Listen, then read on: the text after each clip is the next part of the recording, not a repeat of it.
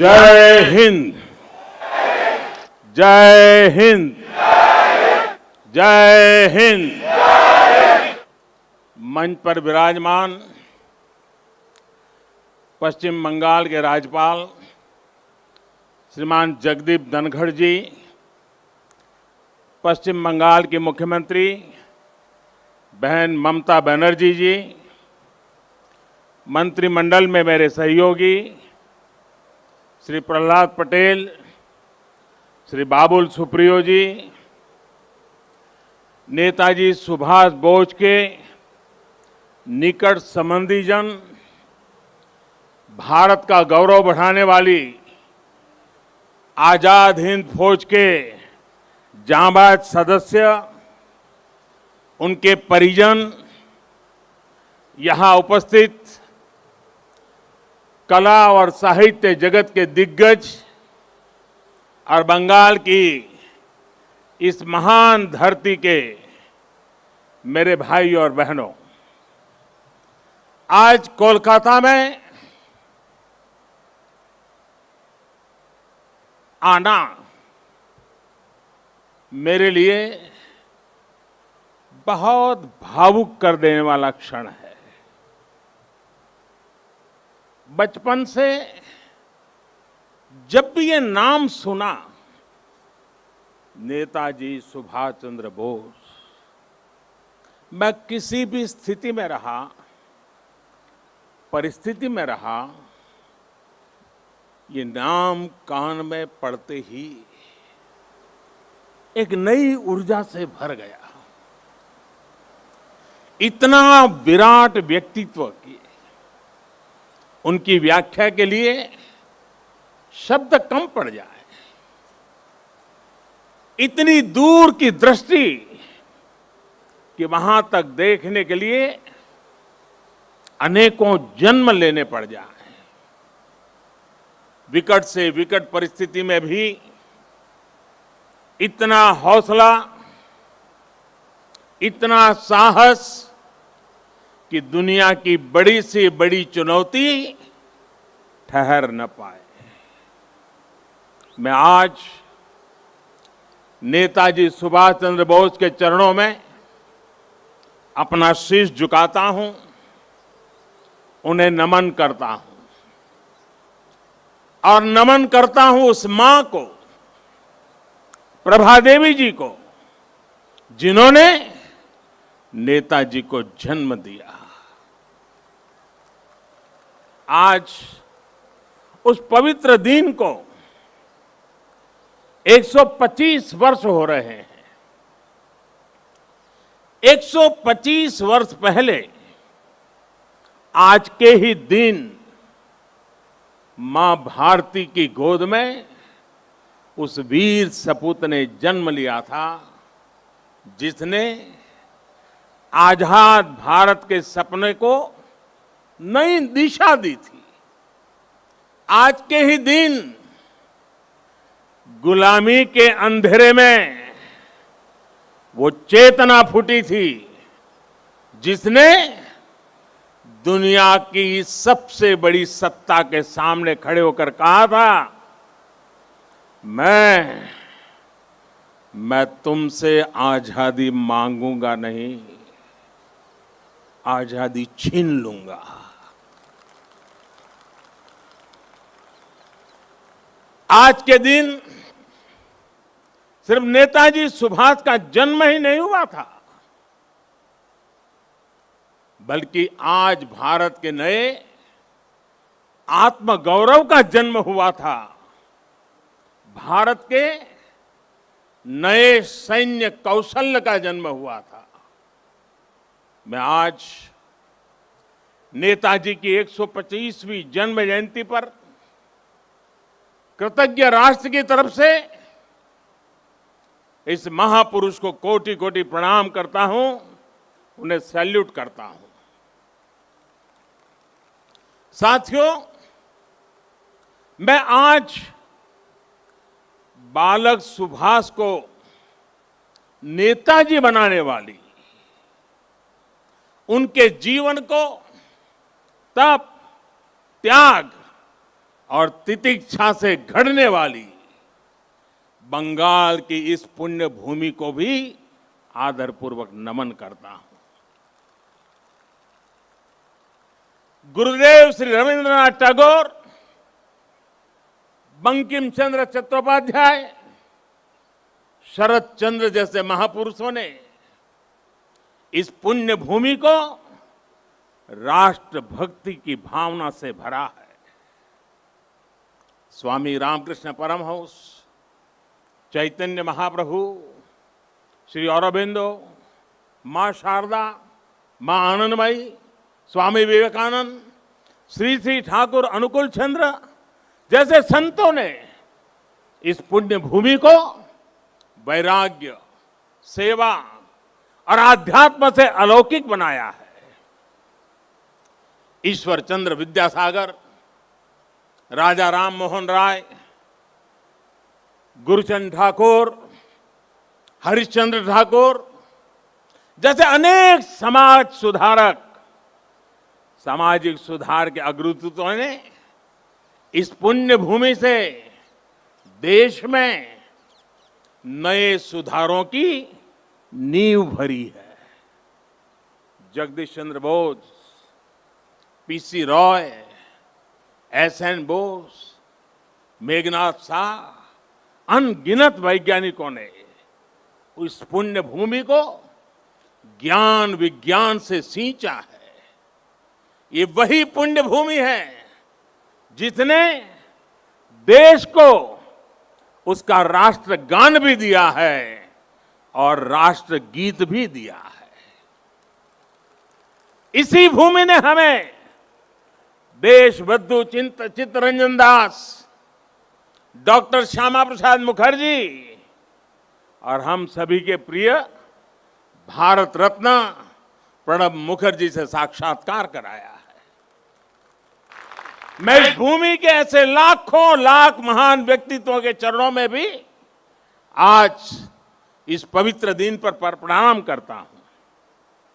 साथियों, यहां से पहले मैं भी नेशनल लाइब्रेरी गया था, जहां नेताजी की विरासत पर एक इंटरनेशनल कॉन्फ्रेंस और आर्टिस्ट कैंप का आयोजन हो रहा है। मैंने अनुभव किया, नेताजी का नाम सुनते ही हर कोई कितनी ऊर्जा से भर जाता है। नेताजी के जीवन की ऊर्जा जैसे उनके अंतर मन से जुड़ गई है। उनकी यही ऊर्जा, यही आदर्श, उनकी तपस्या, उनका त्याग देश के हर युवा के लिए बहुत बड़ी प्रेरणा है। आज जब भारत नेताजी की प्रेरणा से आगे बढ़ रहा है, तो हम सबका कर्तव्य है कि उनके योगदान को बार बार याद किया जाए, पीढ़ी दर पीढ़ी याद किया जाए। इसलिए देश ने तय किया है कि नेताजी की 125वीं जयंती के वर्ष को ऐतिहासिक, अभूतपूर्व भव्यता भरे आयोजनों के साथ मनाए। आज सुबह से देश भर में इससे जुड़े कार्यक्रम हर कोने में हो रहे हैं। आज इसी क्रम में नेताजी की स्मृति में एक स्मारक सिक्का और डाक टिकट जारी किया गया है। नेताजी के पत्रों पर एक पुस्तक का विमोचन भी हुआ है। कोलकाता और बंगाल, जो उनकी कर्मभूमि रहा है, यहां नेताजी के जीवन पर एक प्रदर्शनी और प्रोजेक्शन मैपिंग शो भी आज से शुरू हो रहा है। हावड़ा से चलने वाली ट्रेन हावड़ा कालका मेल का भी नाम अब नेताजी एक्सप्रेस कर दिया गया है। देश ने यह भी तय किया है कि अब हर साल हम नेताजी की जयंती यानी 23 जनवरी को पराक्रम दिवस के रूप में मनाया करेंगे। हमारे नेताजी भारत के पराक्रम की प्रतिमूर्ति भी है और प्रेरणा भी है।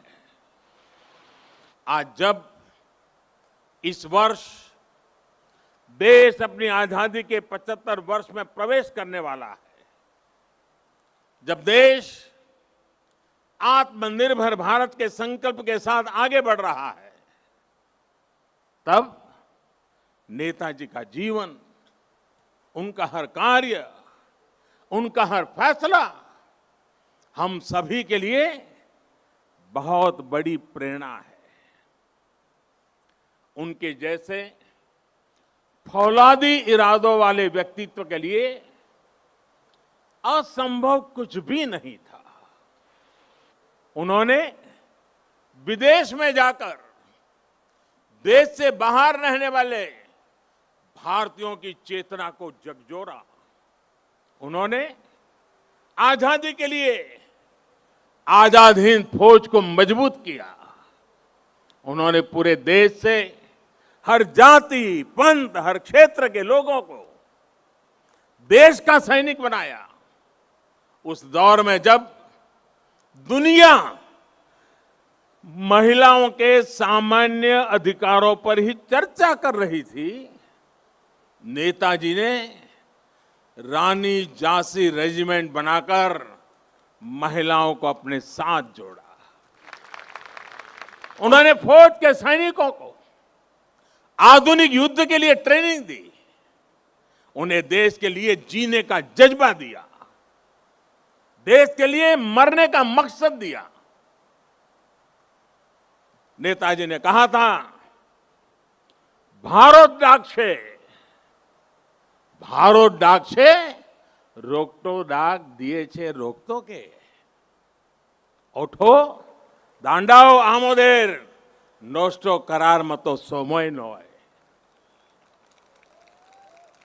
अर्थात भारत बुला रहा है, रक्त रक्त को आवाज दे रहा है, उठो, हमारे पास अब गंवाने के लिए समय नहीं है। साथियों, ऐसी हौसले से भरी हुंकार सिर्फ और सिर्फ नेताजी ही दे सकते थे। और आखिर उन्होंने दिखा भी दिया कि जिस सत्ता का सूरज कभी अस्त नहीं होता, भारत के वीर सपूत रणभूमि में उससे भी परास्त कर सकते हैं। उन्होंने संकल्प लिया था, भारत की जमीन पर आजाद भारत की आजाद सरकार की नींव रखेंगे। नेताजी ने अपना ये वादा भी पूरा करके दिखाया। उन्होंने अंडमान में अपने सैनिकों के साथ आकर तिरंगा फहराया। जिस जगह अंग्रेज देश के स्वतंत्रता सेनानियों को यातनाएं देते थे, काला पानी की सजा देते थे, उस जगह जाकर उन्होंने सेनानियों को अपनी श्रद्धांजलि दी थी। वो सरकार अखंड भारत की पहली आजाद सरकार थी। नेताजी अखंड भारत की आजाद हिंद सरकार के पहले मुखिया थे। और ये मेरा सौभाग्य है कि आजादी की उस पहली झलक को सुरक्षित रखने के लिए 2018 में हमने अंडमान के उस द्वीप का नाम नेताजी सुभाष चंद्र बोस द्वीप रखा। देश की भावना को समझते हुए नेताजी से जुड़ी फाइलें भी हमारी सरकार ने सार्वजनिक की। ये हमारी ही सरकार का सौभाग्य रहा जो 26 जनवरी की परेड के दौरान आईएनए वेटरन्स परेड में शामिल हुए थे। आज यहां इस कार्यक्रम में आजाद हिंद फौज में रहे देश के वीर बेटे और बेटी भी उपस्थित है।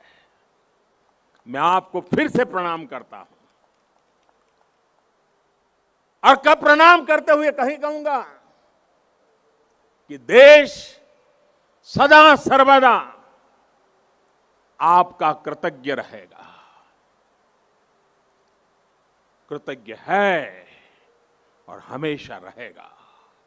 साथियों, 2018 में ही देश ने आजाद हिंद सरकार के 75 साल को भी उतने ही धूमधाम से मनाया था। देश ने उसी साल सुभाष चंद्र बोस आपदा प्रबंधन पुरस्कार भी शुरू किए। नेताजी ने दिल्ली दूर नहीं का नारा देकर लाल किले पर झंडा फहराने का जो सपना देखा था, उनका वो सपना देश ने लाल किले पर झंडा फहराकर पूरा किया। भाइयों और बहनों, जब आजाद हिंद फौज की कैप मैंने लाल किले पर झंडा फहराया था, उसे मैंने अपने सर पे लगाया था, उस वक्त मेरे मन मस्तिष्क में बहुत कुछ चल रहा था, बहुत से सवाल थे, बहुत सी बातें थी, एक अलग अनुभूति थी। मैं नेताजी के बारे में सोच रहा था, देशवासियों के बारे में सोच रहा था, वो किसके लिए जीवन भर इतना रिस्क उठाते रहे। जवाब यही है, हमारे और आपके लिए। वो कई कई दिनों तक आमरण अनशन किसके लिए करते रहे? आपके और हमारे लिए। वो महीनों तक किसके लिए जेल की कोठरी में सजा भुगतते रहे? आपके और हमारे लिए। कौन ऐसा होगा जिसके जीवन के पीछे इतनी बड़ी अंग्रेजी हुकूमत लगी हो, वो जान हथेली पर रखकर फरार हो जाए। हफ्तों हफ्तों तक वो काबुल की सड़कों पर अपना जीवन दांव पर लगाकर एक एम्बेसी से दूसरी से चक्कर काट लगाता रहे। किसके लिए? हमारे और आपके लिए। विश्व युद्ध के उस माहौल में देश के बीच पल पल बदलते देशों के बीच के रिश्ते, इसके बीच क्यों वो हर देश में जाकर भारत के लिए समर्थन मांग रहे थे, ताकि भारत आजाद हो सके, हम और आप आजाद भारत में सांस ले सके। हिंदुस्तान का एक एक व्यक्ति नेताजी सुभाष बाबू का ऋणी है। 130 करोड़ से ज्यादा भारतीयों के शरीर में बहती रक्त की एक एक बूंद नेताजी सुभाष की ऋणी है। ये ऋण हम कैसे चुकाएंगे? ये ऋण क्या हम कभी चुका भी पाएंगे? साथियों, जब नेताजी सुभाष यहां कोलकाता में अपने 38/2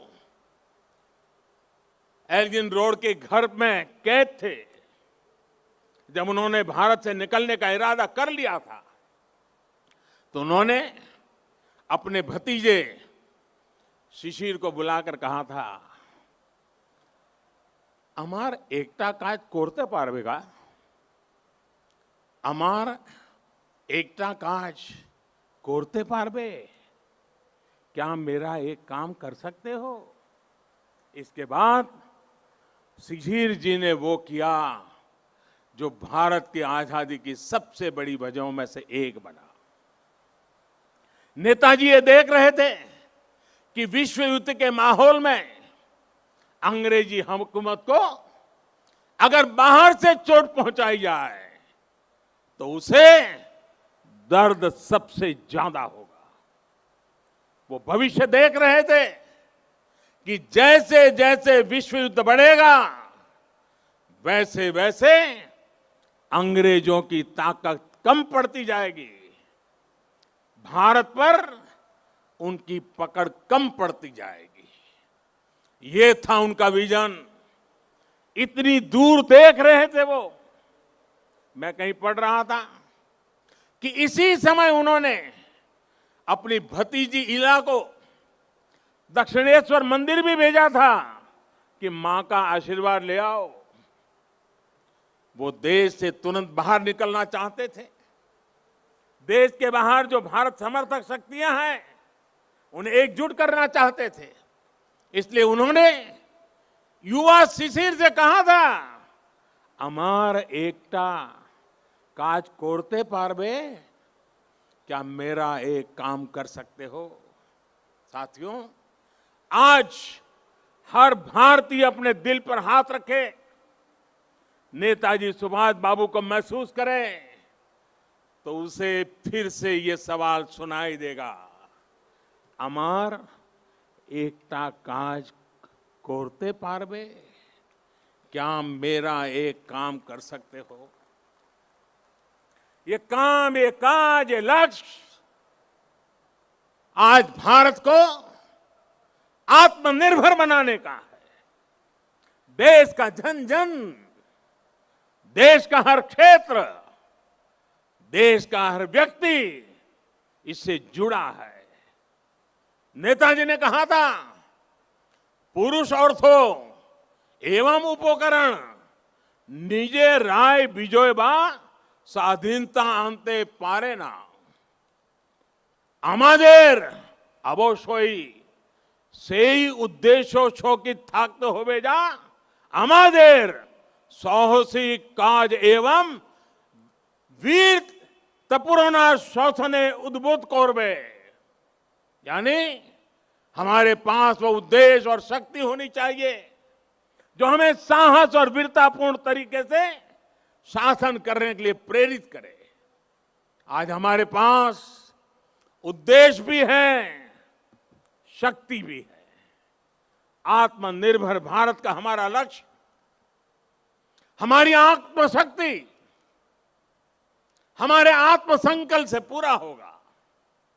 नेताजी ने कहा था, आज आमादेर केवल एक इच्छा था का उचित। भारत इच्छुक जाते भारत बांटते पारे। यानी हमारी एक इच्छा होनी चाहिए कि हमारा भारत बच पाए, भारत आगे बढ़े। हमारा भी एक ही लक्ष्य है, अपना खून पसीना बहाकर देश के लिए जिए, अपने परिश्रम से, अपने इनोवेशन से देश को आत्मनिर्भर बनाए। नेताजी कहते थे, निजेर प्रोति सात होले सारे, बिक्सेर प्रोति केऊ असोत होते पारबे ना। अर्थात अगर आप खुद के लिए सच्चे हैं तो आप दुनिया के लिए गलत नहीं हो सकते। हमें दुनिया के लिए बेहतरीन क्वालिटी के प्रोडक्ट बनाने होंगे, कुछ भी कमतर नहीं, जीरो डिफेक्ट जीरो इफेक्ट वाले प्रोडक्ट। नेताजी ने हमें कहा था, स्वाधीन भारतेर स्वप्ने कोनो दिन आस्था हारियो ना,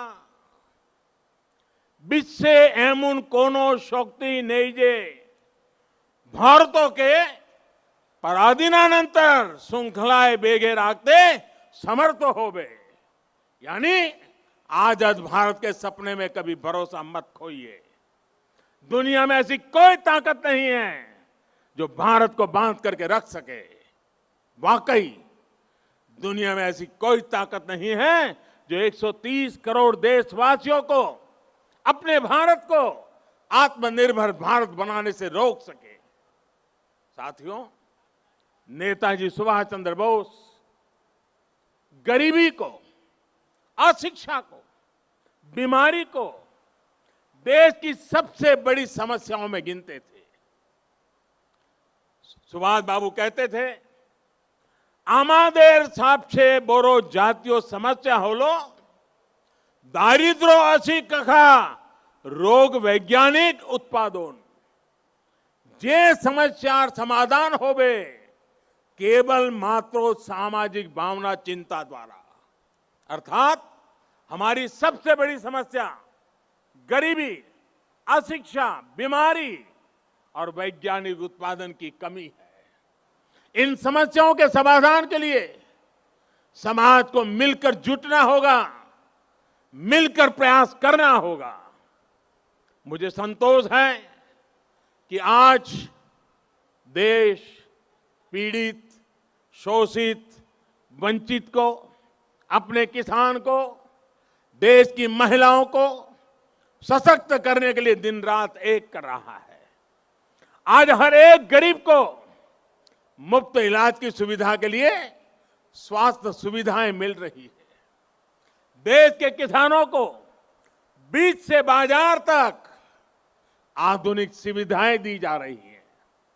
खेती पर होने वाला उनका खर्च कम करने का प्रयास किया जा रहा है। हर एक युवा को आधुनिक और गुणवत्तापूर्ण शिक्षा मिले, इसके लिए देश के एजुकेशन इंफ्रास्ट्रक्चर को आधुनिक बनाया जा रहा है।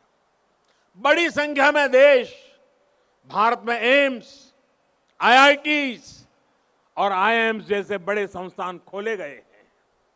आज देश 21वीं सदी की जरूरतों के हिसाब से नई राष्ट्रीय शिक्षा नीति भी लागू कर रहा है।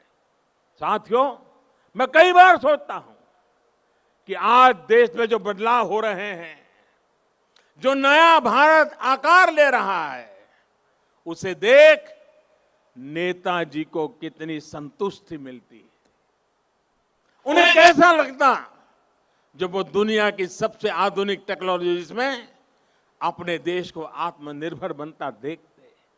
उन्हें कैसा लगता जब वो पूरी दुनिया की बड़ी बड़ी कंपनियों में, शिक्षा में, मेडिकल सेक्टर में भारतीयों का डंका बजते देखते।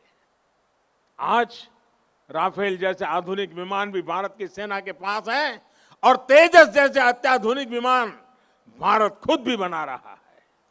जब वो देखते कि आज उनके देश की सेना इतनी ताकतवर है, उसे वैसे ही आधुनिक हथियार मिल रहे हैं जो वो चाहते थे, तो उन्हें कैसा लगता।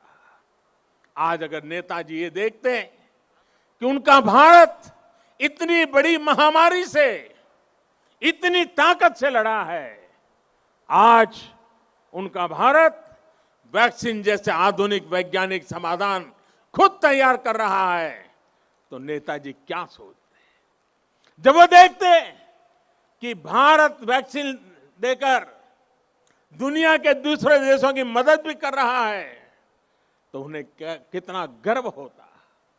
नेताजी जिस स्वरूप में हमें देख रहे हैं, हमें आशीर्वाद दे रहे हैं, अपना स्नेह दे रहे हैं, जिस सशक्त भारत की उन्होंने कल्पना की थी, आज एलएसी से लेकर के एलओसी तक भारत का यही अवतार दुनिया देख रही है।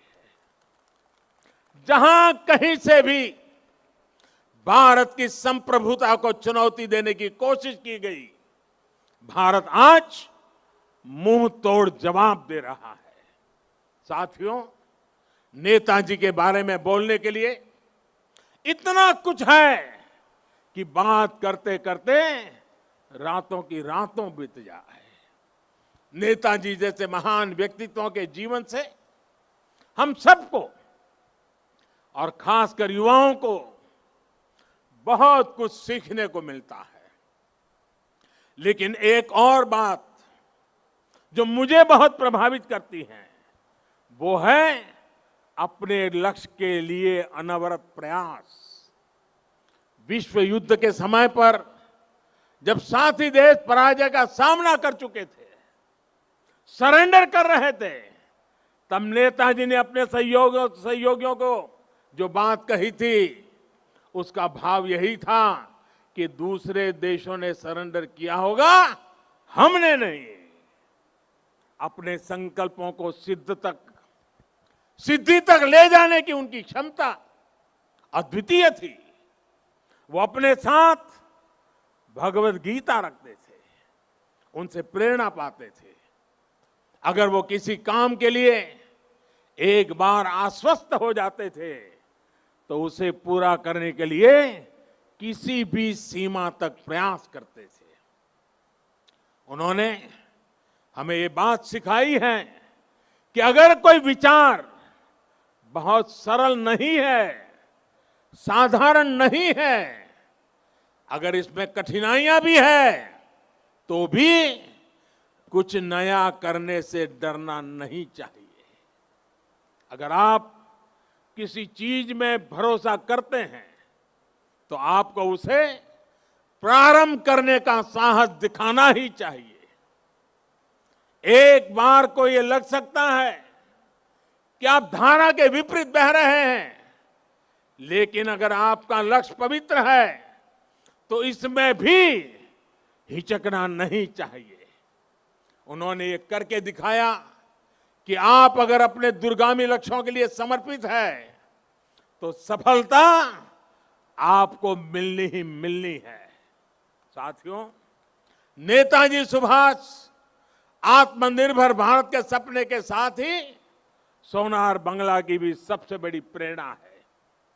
जो भूमिका नेताजी ने देश की आजादी में निभाई थी, आज वही भूमिका पश्चिम बंगाल को आत्मनिर्भर भारत अभियान में निभानी है। आत्मनिर्भर भारत अभियान का नेतृत्व आत्मनिर्भर बंगाल और सोनार बांग्ला को भी करना है। बंगाल आगे आए, अपने गौरव को और बढ़ाए, देश के गौरव को और बढ़ाए। नेताजी की तरह ही हमें भी अपने संकल्पों की प्राप्ति तक अब रुकना नहीं है। आप सभी अपने प्रयासों में, संकल्पों में सफल हो, इन्हीं शुभकामनाओं के साथ आज के इस पवित्र दिवस पर, इस पवित्र धरती पर आकर के आप सबके आशीर्वाद लेकर के नेताजी के सपनों को पूरा करने का हम संकल्प करके आगे बढ़े। इसी एक भावना के साथ मैं आप सबका बहुत बहुत धन्यवाद करता हूं। जय हिंद, जय हिंद, जय हिंद। बहुत बहुत धन्यवाद। Subscribe to our channel by clicking the subscribe button. Click the bell button and enjoy the latest uploads from our channel.